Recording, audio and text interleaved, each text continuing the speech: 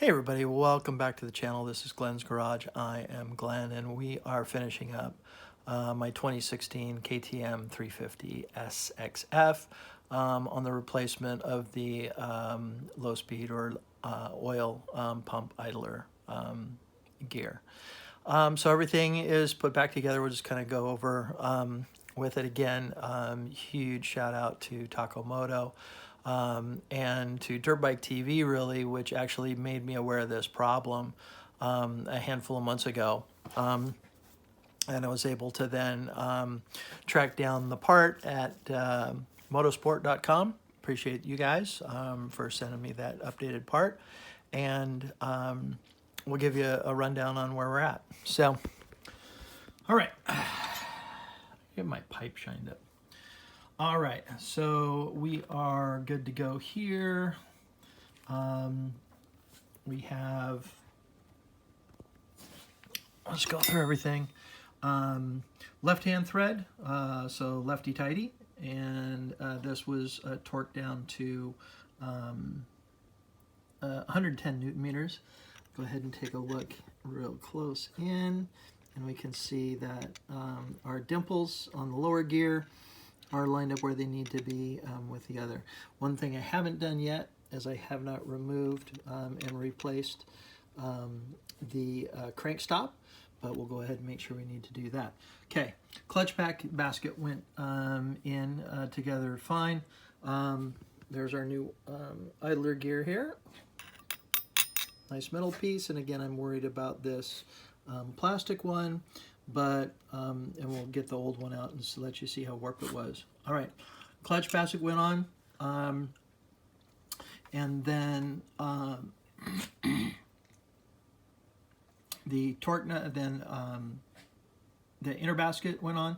The nut there, this is a 24. The nut on the clutch basket is a 27 mil. That one got torqued down to 100 Newton meters. And then bent the tabs on, put in the plates, put in the locating pins. This clutch cover does not have any of the rubber grommets, or the inner basket does not either, so basically it just went together like that. Put it in the throw out bearing, I think that's what it is, or the clutch pull. Plate, pressure plate went on. The spring screws or bolts, if you will, torqued. I looked this one up.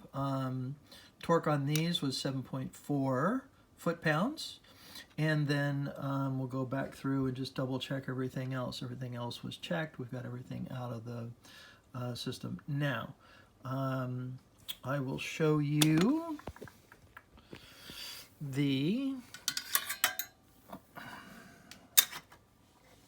copper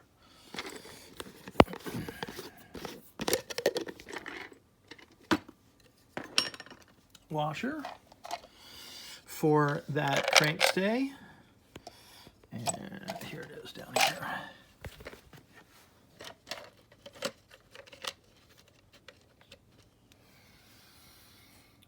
So this is that copper washer. There's the thickness, and basically just goes in that far. So we'll go ahead and get that fixed up. We'll get the cover on, get all those screws, bolts, if you will. They're also torqued down to 7.4 foot-pounds. And then obviously the water pump impeller. Then we'll reassemble the brake pedal, and we'll attach the radiator coolant line inlet to the water pump, and then we will be buttoned up and be able to do, unfortunately we're not going to be able to fire it tonight. It's kind of gotten a little bit late, but we'll give it a fire tomorrow, and I'm sure this has cured our problem. All right, in respect to that pump gear and oil pump idler. Okay, a little bit on my bike. I bought this bike used. Whoever bought it did some great stuff to it. We got the no-lean suspension. We actually have the Yamaha spring conversion kit. I I forget what that was done to it. We obviously have the FMF titanium silencer and header pipe. And then I actually have a titanium shock spring for it as well, but that's not on the bike right now. And bought the bike with about, I think, 5 hours on it, 5 or 6 hours. So you wouldn't think, you know, oh, this idler gear, no big deal, right?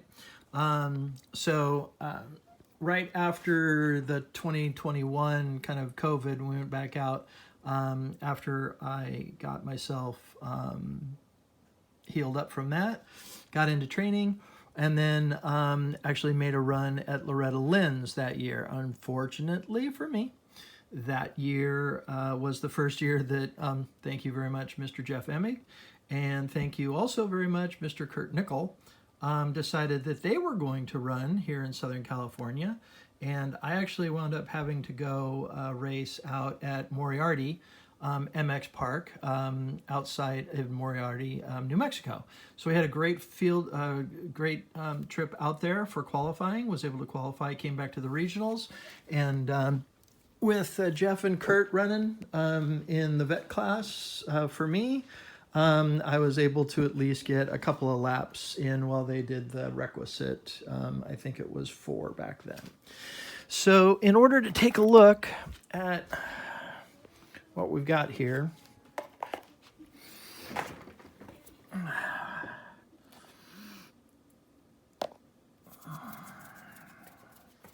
see if I can find something a little bit more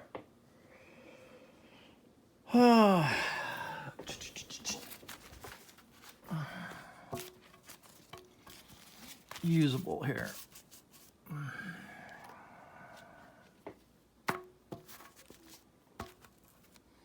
No, that's not going to do it.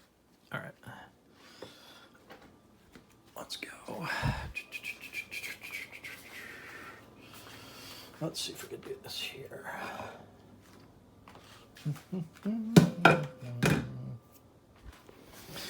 Flat surface.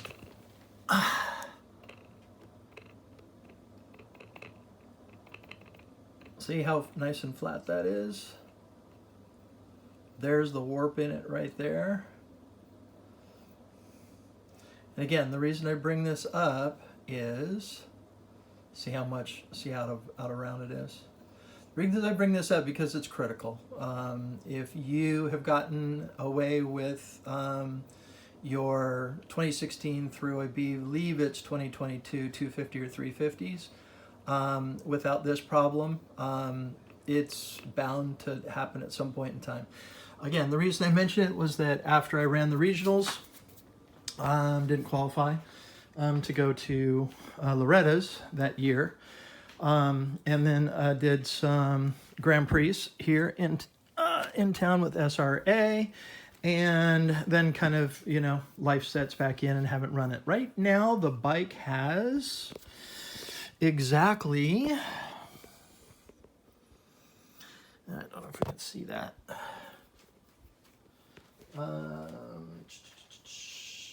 me find.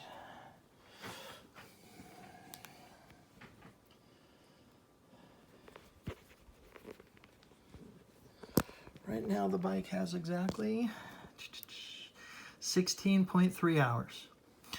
So since buying it, I've only had the opportunity to run it about 10 hours. And like I said, from time to time lately, I just was starting it up. 3, 4, 5 days ago, started it up, let it run for 3, 4, 5 minutes. Everything was fine. Started it up 2 days ago, let it run, kind of walked away from it, came back, it had stalled. And after that, it was difficult to start. And what was happening was that darn gear, I mean, not even racing, not even, you know, out trail riding, long rides, that gear has gone completely warped. There, I think, is a good shot of it. Like, whoop, right there. Like, look, basically, you can put your soup in it, have a bowl of cereal out of it. It's so darn warped. There's a good shot of it right there, too.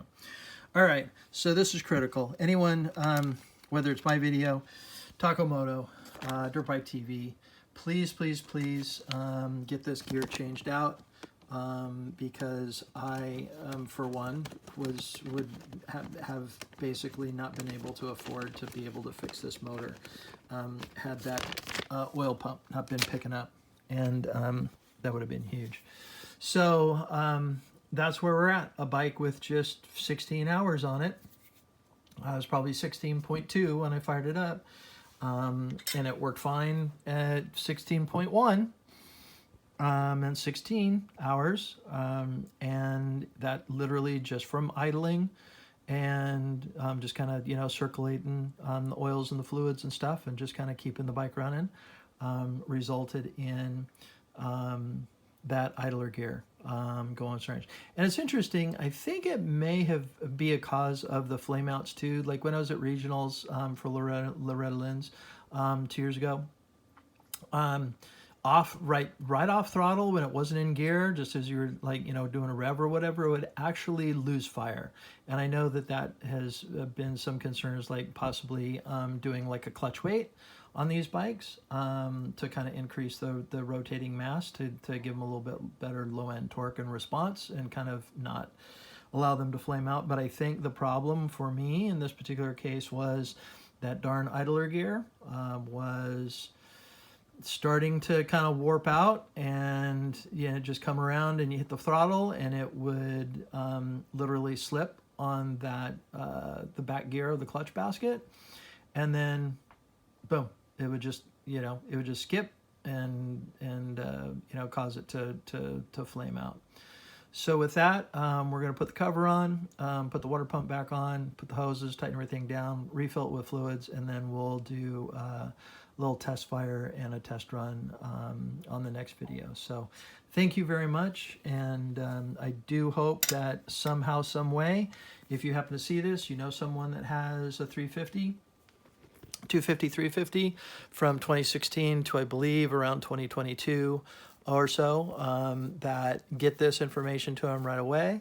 And, you know, please, by all means, make sure that they get that gear changed out, because, like I said, mine was good 5 days ago, and then 2 days ago, it literally fried just in that amount of time. So thank you all very much. I appreciate it. Once again, Takamoto for the detailed teardown and rebuild assembly to put this back together. Thank you, Dirt Bike TV, for your video that was, I believe you made it a couple of 2-3 years ago, about this problem.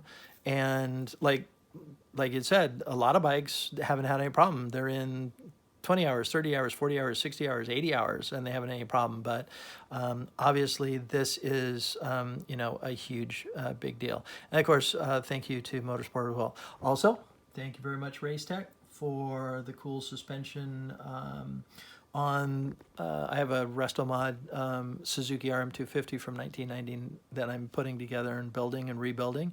That was my first 250 bike, and we'll get that back out hopefully this year for vintage races. So with that, thanks so much for your time. Appreciate it. Stay cool. Peace. And here's to a very successful and safe 2024 for all of you. Thanks.